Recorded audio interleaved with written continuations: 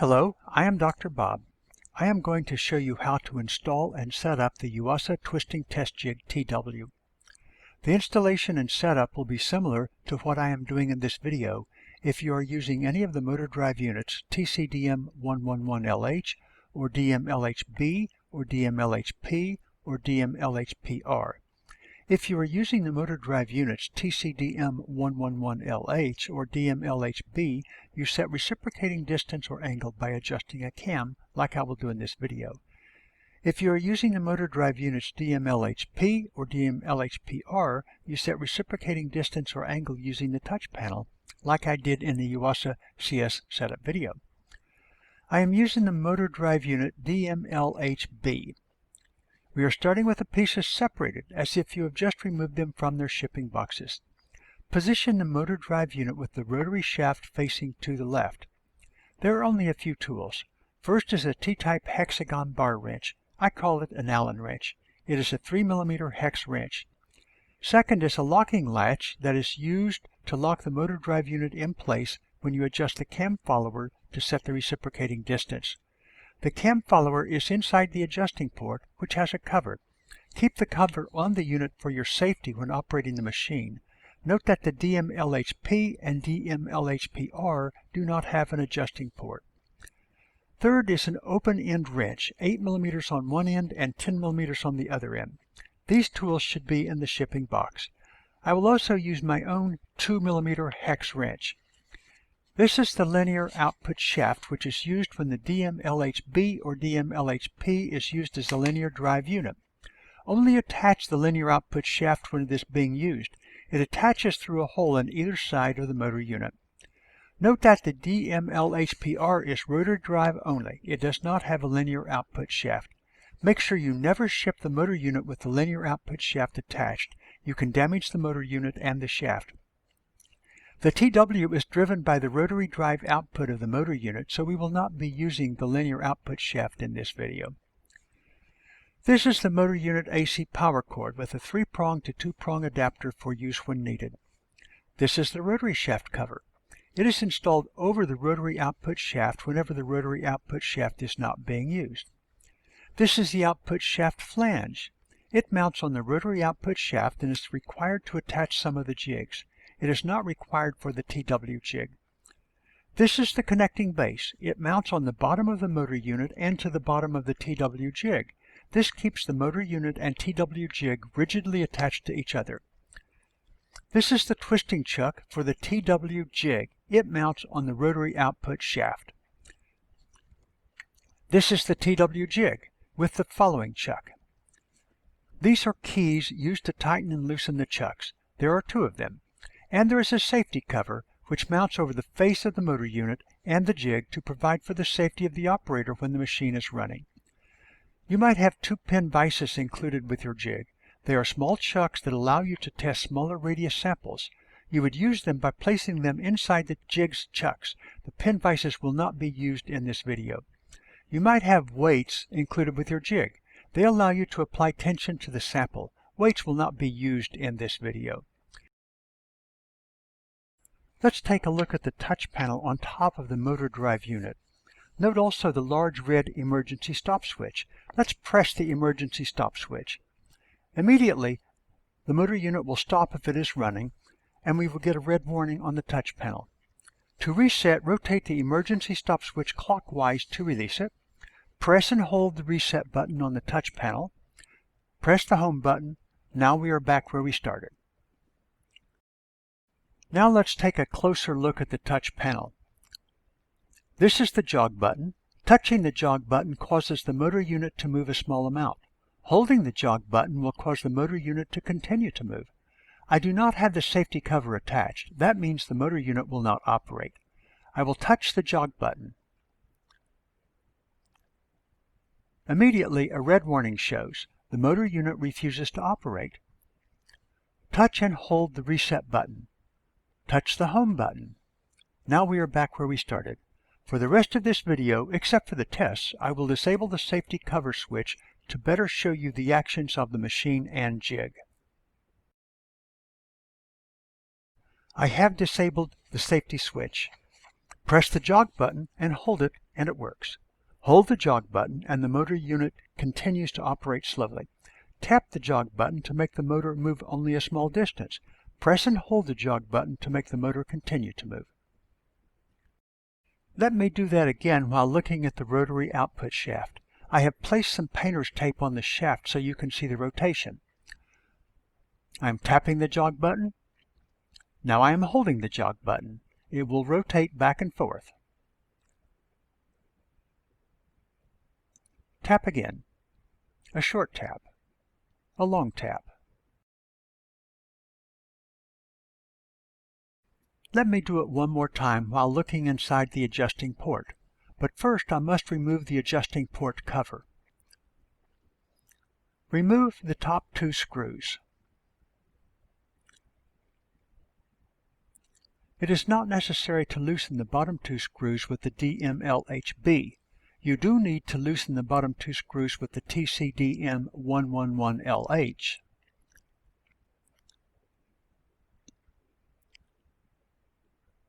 Lift the port cover and set it aside. For your safety, it should be installed any time the motor unit is operating. Note that there is no adjusting port with the DMLHP or DMLHPR. Now we are looking inside the adjusting port. I am holding the jog button. I am tapping the jog button. Holding. Tapping.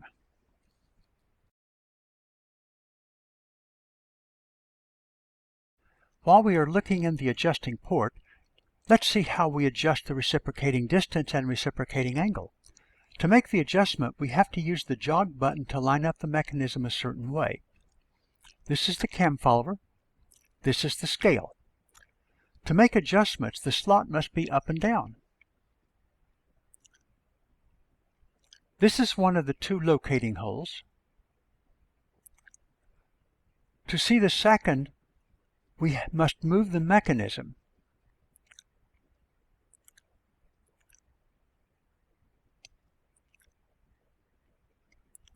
This is the second locating hole. During each full reciprocation, the slot will be up and down 2 times, but the holes will align only one of those 2 times. The 2 locating holes must line up exactly before you can push the locking latch into the 2 holes. You can use the jog button to move the 2 holes into close alignment.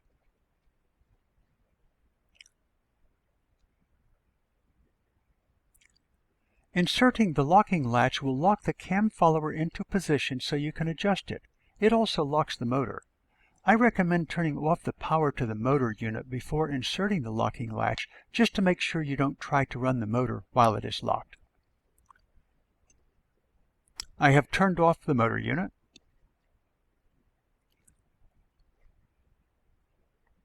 I am going to insert the locking latch.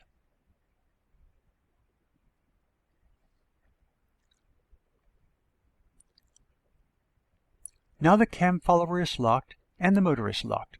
As I mentioned earlier, note that this step is quite different with the DMLHP and DMLHPR. Rather than make the cam adjustment, you enter the distance or angle using the touch panel. If you are using the DMLHP or DMLHPR motor unit, please refer to the Yuasa CS setup video to see how to make these settings using the touch panel. Let's take a moment to look at the meaning of reciprocating distance. In this table, we see the value on the scale in the top row. The second row shows the reciprocating distance. The reciprocating distance is the same in millimeters as the scale, except it is plus and minus the value on the scale. The third row shows the reciprocating angle. Note that every plus and minus 10 millimeters on the reciprocating distance translates to plus and minus 45 degrees on the reciprocating angle. A scale value of 40 would be plus and minus 40 millimeters of reciprocation distance and plus and minus 180 degrees on the reciprocating angle. We can see that the reciprocating distance is currently set to 40 millimeters. We will set it to 20. We will move the cam follower using the T-type hexagon bar wrench. Keep the hex wrench in the cam follower because the cam follower could fall when it is loose. Do not turn the cam follower more than 90 degrees because it could come apart. Turn the cam follower counterclockwise about 90 degrees. Move the cam follower down using the hex wrench until the cam follower is centered on 20 millimeters on the scale.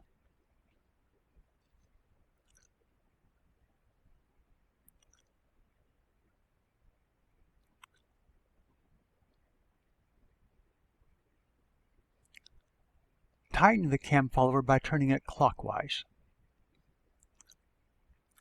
Now the reciprocating distance is set to plus and minus 20 millimeters, and the reciprocating angle is set to plus and minus 90 degrees. Remove the locking latch. Don't forget to remove the locking latch because it has locked the motor. Now you can turn on the power to the motor unit. Let's go back to the touch panel. There are only a few controls we will use in the setup: the home button, the count button, the speed button, the start-stop button. Tap the count button and you will be able to reset the number of reciprocations. Touch and hold reset for a couple of seconds. The count goes to 0. You can set the target number with the touch panel. It is currently set to 20. Touch the number for target. Let's set the target to 12. Tap 1 and 2 and enter. Press the home button to go back to the main screen. Tap speed to set the reciprocations per minute. It is currently set to 60. Touch the number for speed. Let's choose 30 reciprocations per minute. Tap 3 and 0 and enter. Press the home button to go back home. To run a test, press the start-stop button. You are given a confirmation button to actually start. Tap the green Start button. Now the machine is running. The count is updating. The machine will stop when it reaches the target number, but I will stop it by pressing the Start-Stop button. The machine stops.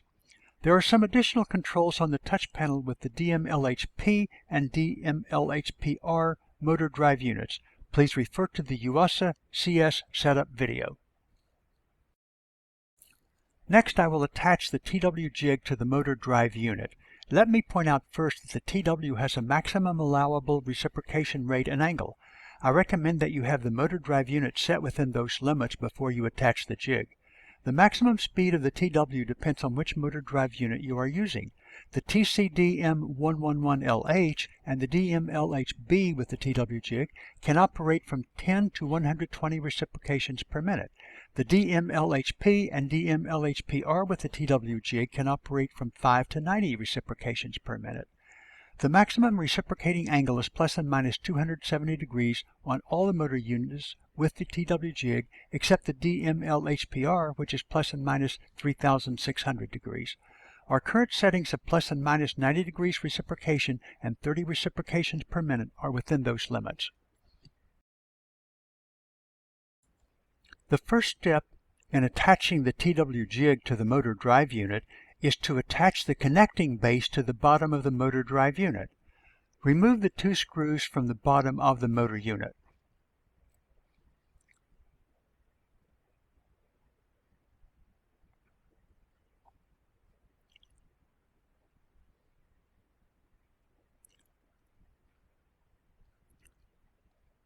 Use the 2 screws to attach the connecting base.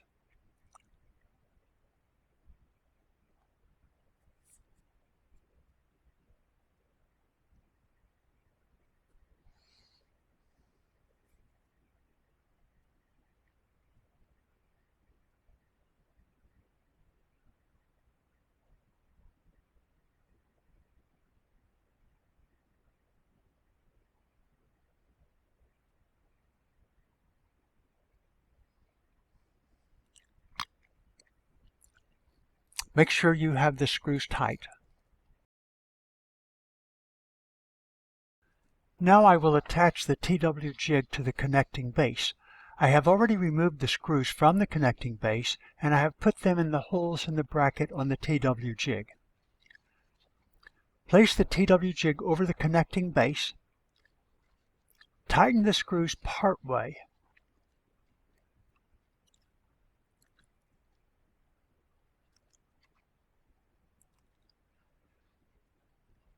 Attach the twisting chuck to the rotary output shaft.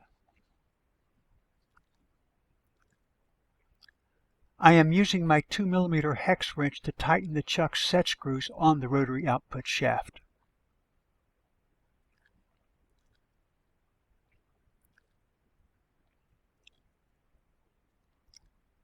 Loosen both chucks with the claws being pulled completely inside the chuck.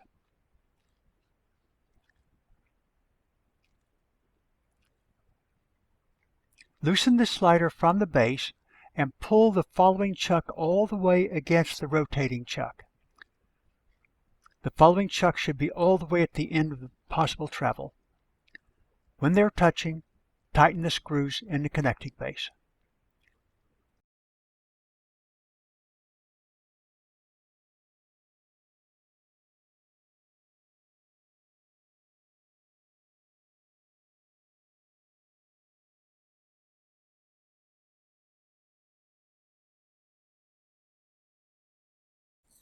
Now the installation is complete and we can run a test.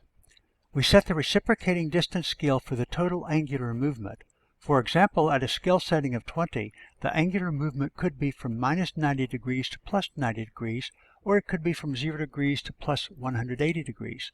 We will set it for -270 degrees to +270 degrees, which means 60 millimeters on the reciprocation scale.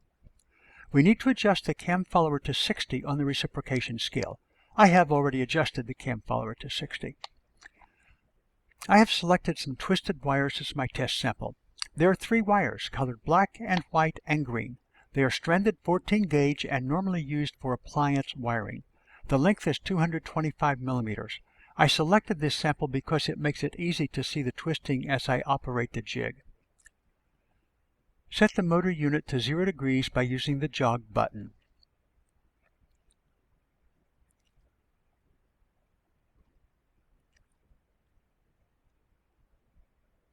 Mount the sample by clamping it first with the rotating chuck.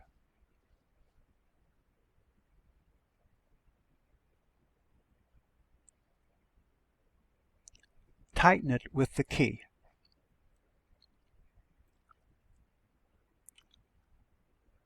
Adjust the fixed chuck to the right distance. It depends on the length of the sample.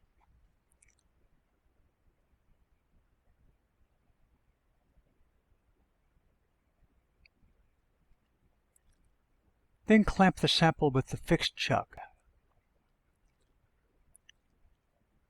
Tighten it with the key. You can attach a weight if you want to add tension to the sample. Tighten the slider to the base. Now we can run the test. Put the safety cover in place. Reset the count. I am setting the target to 20. I am setting the speed to 90. Press the home button, then the start-stop button, and then the confirm start button. The test is running with the sample getting twisted between -270 degrees and +270 degrees 90 times per minute. And this test is complete. I have removed the safety cover. I have removed the sample. Let me show you how to set the machine to twist the sample from 0 degrees to 180 degrees. We need to change the setup to make the total angular movement be 180 degrees. That means 20 millimeters on the reciprocation scale. I have already set the cam follower to 20 millimeters. Use the jog button to move the rotary shaft the full amount counterclockwise.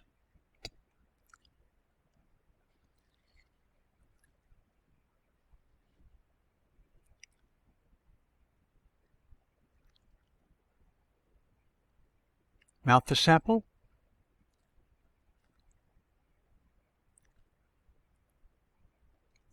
Tighten the chuck with the key.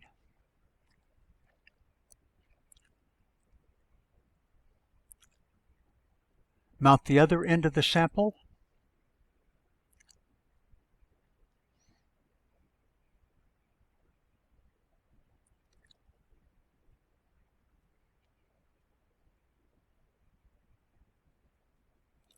Tighten with the key.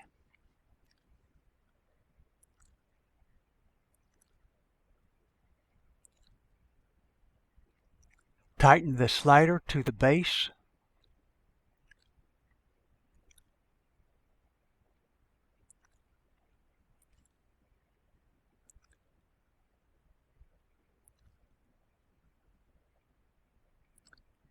Put the safety cover in place. Reset the count. I am setting the target to 20. I am setting the speed to 90. Press the home button, the start-stop button, and then the confirm start button. The test is running with the sample getting twisted clockwise only between 0 degrees and plus 180 degrees 90 times per minute. And this test is complete. This concludes the Yuasa twisting test jig setup video.